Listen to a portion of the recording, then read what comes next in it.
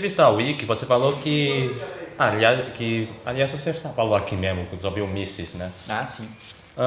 Você percebe que há um número crescente de pessoas que leem Mises, sejam elas liberais, Com libertárias, certeza, com certeza, com capitalistas? certeza. Que frutos você acha que isso pode dar ser a médio prazo e a longo prazo?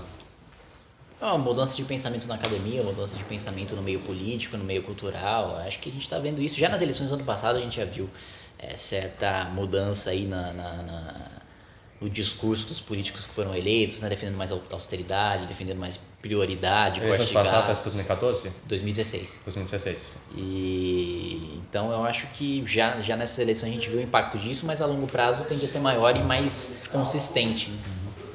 Certo.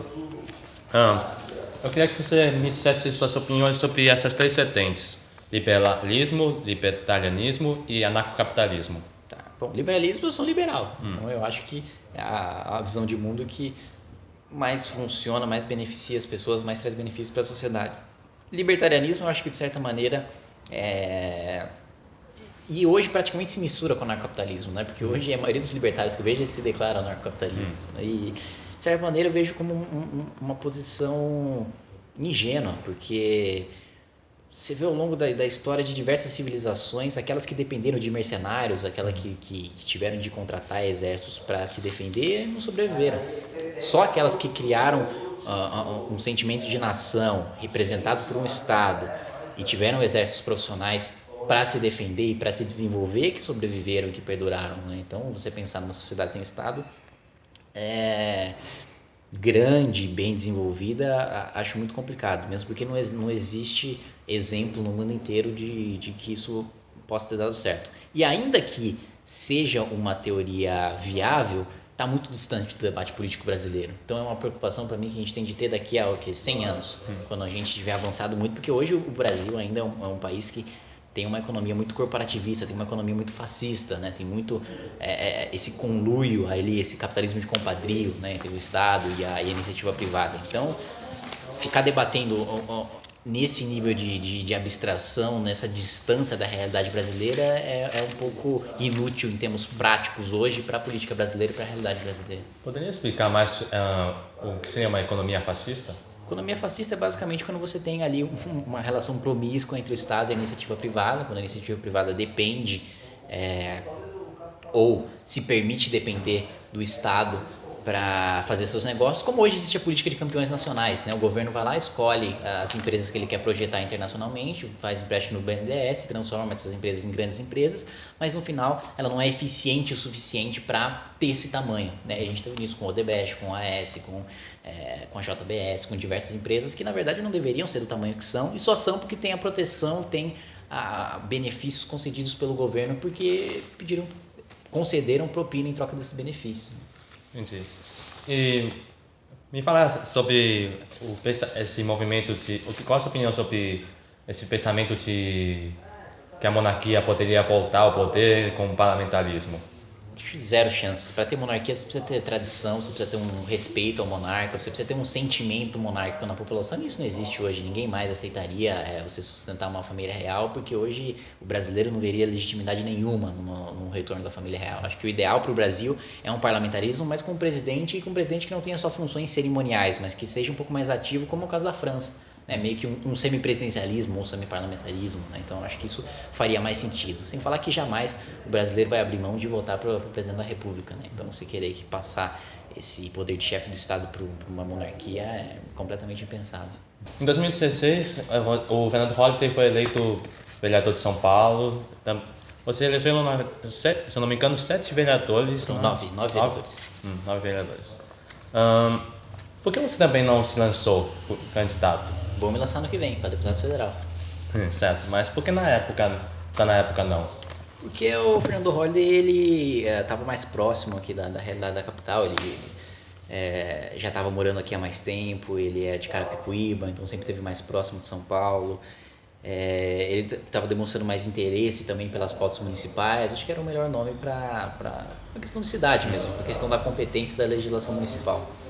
Eu costumo ir mais para Brasília, costumo ver mais como os projetos estão andando, que pautas estão sendo votadas, então o meu foco é mais na pauta nacional, e o Holliday acabou gerando esse interesse pela pauta local. Certo. Você vai se lançar então a deputado ano que vem, federal. Federal. Legal. E você acha que tem força bastante para isso? Acho que sim. Certo. Tomara que sim. Vou trabalhar bastante para que seja eleito, mas não existe eleição ganha. Né? Certo.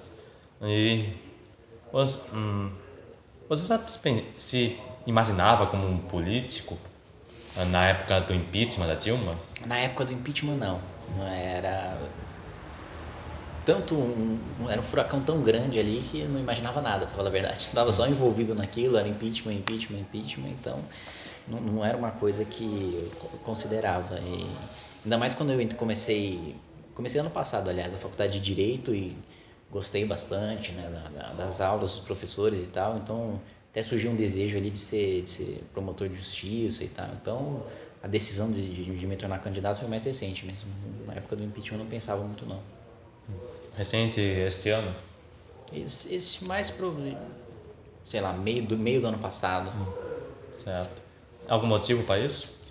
Algum motivo? Eu acho que o maior motivo é de que o deputado federal ele tem mais poder de propor mudança efetiva do que um promotor de justiça, né? O promotor de justiça tem um papel importante, mas ele não tem a amplitude de debate e o leque para debater mudanças em diversas esferas, em diversos aspectos da sociedade, é muito maior enquanto político, enquanto deputado federal, do que enquanto promotor.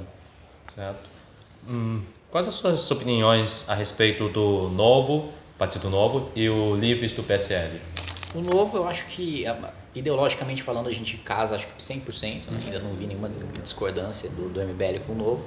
Só acho que a estrutura do partido, a estratégia do partido é muito centralizada, né? Ele está avançando muito aos pouquinhos, com muito foco em construir a marca do partido e talvez pouco foco em criar novas lideranças políticas, em trazer lideranças políticas para o partido. Então, estrategicamente eu discordo, mas ideologicamente eu concordo.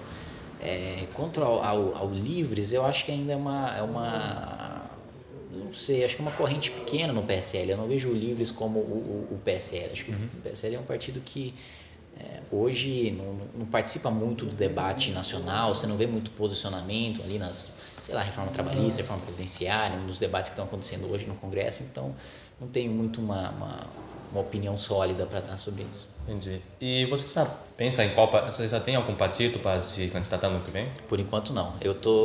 Tem dois pontos principais que estou esperando. Primeiro, a reforma política, né, para saber se vai ter coligação em eleição proporcional, para saber se vai passar cláusulas de barreira, para saber, enfim, qual o leque de partidos que vai estar aberto depois da reforma política, e também os grupos presidenciais, né, as coligações que vão se formar em torno de candidatura à presidência da República, que hoje ainda está muito nebuloso.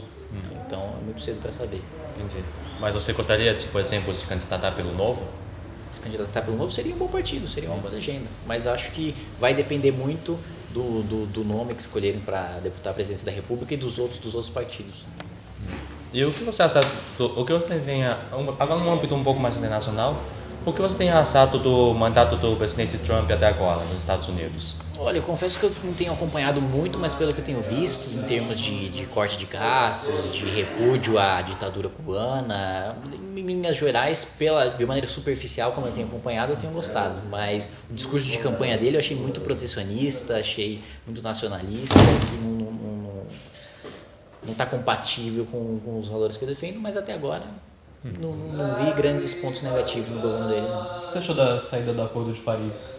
Saída do acordo, eu não acompanhei muito também não, mas pelo que eu ouvi falar, e principalmente do Alexandre Borges, do Flávio Morgenstern, que acompanham mais a política internacional, já não era uma coisa muito relevante, era mais uma daquelas iniciativas internacionais em que parecia que só os Estados Unidos cooperavam, que só os Estados Unidos financiavam, que só os Estados Unidos se comprometiam, e eu acho que os Estados Unidos têm de se comprometer com iniciativas em que outros não façam sua parte. Certo. E você gostaria de ter um presidente como Trump no Brasil? Não gostaria de ter um presidente como Trump no Brasil. Gostaria de ter um presidente liberal, convicto, que de fato defendesse livre mercado, tanto nacional como internacionalmente, que defendesse liberdades políticas, liberdades individuais, enfim. Não gostaria de ter um presidente como Trump no Brasil. Certo. Agora, uma última pergunta. O que você acha do Bolsonaro? O que eu acho do Bolsonaro? Olha, eu acho que enquanto parlamentar ele cumpriu um papel importante de combater agendas de esquerda, como querer ensinar ideologia de gênero nas escolas, né, que isso é claramente, evidentemente, um papel da família ensinar e não das escolas, denunciar escândalos de corrupção, combater o PT, o PSOL, o PCdoB. Acho que nesse aspecto ele cumpre um papel importante, mas não acho que ele esteja preparado para assumir ou disputar uma candidatura à presidência da República, né? Discordo completamente do que ele tem colocado até agora para o plano econômico, né? Acho que está muito nacional desenvolvimentista, está muito similar aí a que a gente viu nos últimos anos. E por enquanto ele não sinalizar com uma equipe econômica mais sólida, né, que tenha mais valores de mercado e tenha mais compromisso com o crescimento econômico que a gente precisa agora, principalmente nesse momento que a gente vive hoje, eu não me vejo apoiando uma candidatura do Bolsonaro. E eu vou fazer mais uma pergunta, desculpa. E o João Dória? Acho que ainda é muito cedo para dizer sobre saltos maiores, mas por enquanto tem feito uma gestão que, dado os precedentes aí da Prefeitura de São Paulo, é muito boa, né? Até bateu recorde de popularidade, tem feito o que nem outro prefeito fez, mas daí a ser presidente da República ainda precisa demonstrar mais, né? Acho que é muito cedo para dizer. Certo. O nome do canal é Última Fala e eu queria saber qual é a sua última fala para este vídeo. A última fala para esse vídeo é de que, apesar das coisas parecerem ruins, não olha para a câmera agora? Ou olha para você ainda? Pode olhar para a câmera. Agora a Então, última fala é sua. Beleza, então apesar das coisas parecerem ruins, apesar da nossa situação política estar bastante caótica, da nossa situação econômica também estar bastante ruim, eu tenho uma esperança aí de que futuramente, principalmente em 2018, a gente vai ter uma renovação de quadros políticos, a gente vai ter uma mudança aí na agenda de reformas e de recuperação econômica que a gente tem visto hoje, e vai conseguir colocar o país nos trilhos aí. Então, não se deixem abalar aí pelos atuais momentos, pelas crises de curto prazo, porque a longo prazo, eu sei que a gente ouve isso desde os nossos avós, né, de que o Brasil é o país do futuro, mas acho que a gente tem uma chance que esse futuro ainda chegue.